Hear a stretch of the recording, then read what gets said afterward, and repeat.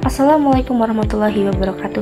Hello everyone, let me introduce myself. My name is Anisha Putri Rahmawati, NPM 234120057, class Akati 23A. Here, I will explain about the topic consolidation with acquisition at carrying amount of equity.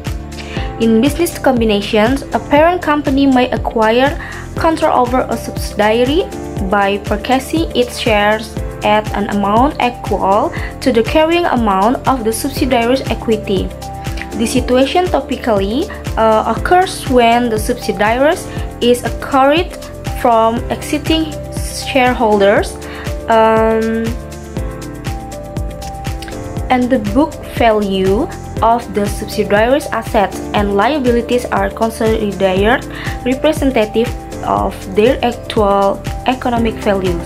The carrying amount, also referred to as the book value, is the value at which an asset or liability is recorded in the subsidiary's accounting book, based on historical costs and adjusted for any depreciation, amortization, or impairment.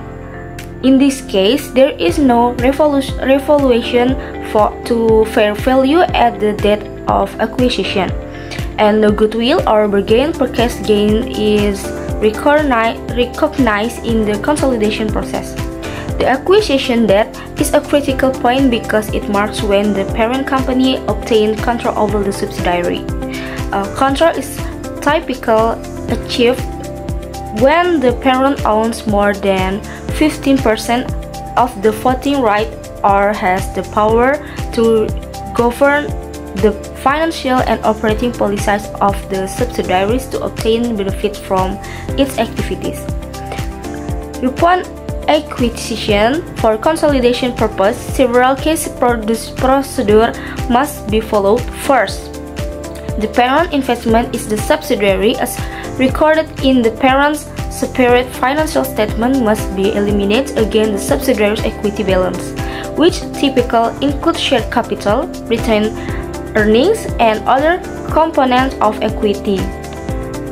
The million ensures that the group financial statement reflect only the asset, liabilities, income, and expense of the subsidiary, not the investment figure. Second, intercompany balance, or such as receivable and payable between the parent and subsidiary, must be eliminated.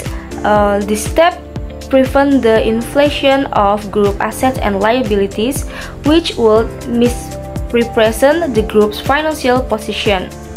Number third, intercompany transactions, such as sales or service transactions between the parent and subsidiary, must also be eliminated to prevent the overstatement of revenues and expense. If the transaction involves inventories of fixed assets, any unrealized profit embedded in those item must also be eliminated. Since the acquisition occurs at carrying amount, no goodwill is recorded on consolidation. Goodwill typically arises when the purchase price exceeds the fair value of the identifiable net asset acquired. However, because the acquisition price is based exactly on the book value, no such asset exists, and thus no intangible asset need to be recognized. Likewise, no bargain purchase gain in recognized bargain purchase gain would arise if the purchase price were lower than the fair value of net assets, indicating that the buyer acquired the subsidiary at a discount. In acquisition at carrying amount, this situation does not happen. The consolidation statement of financial position will include 1. The parent asset and liabilities, 2. The subsidiary's asset and liabilities at their carrying amount, 3. Elimination of the parent's investment and the subsidiary equity, 4. Elimination of intercompany balance and transaction. The consolidated statement of profit or loss will combine the revenues and expense of the parent and subsidiary after eliminating intercompany revenues and expense. To this method of consolidation, the group financial statement presents a complete and unfiled view of the financial position and performance, as if the parent and subsidiaries with a single economic entity from the acquisition date onwards. It ensures transparency and avoids the duplication of results that could mislead authors of financial statements.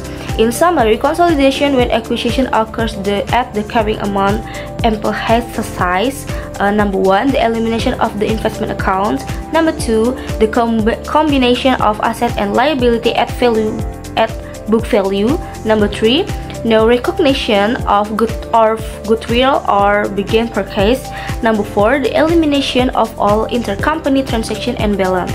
Proper application of the principle is essential for accurately presenting the financial condition of the group and of complying with applicable accounting standards, such as IFRS 10, Consolidated Financial Statement, or the relevant national standard. That is all, and thank you.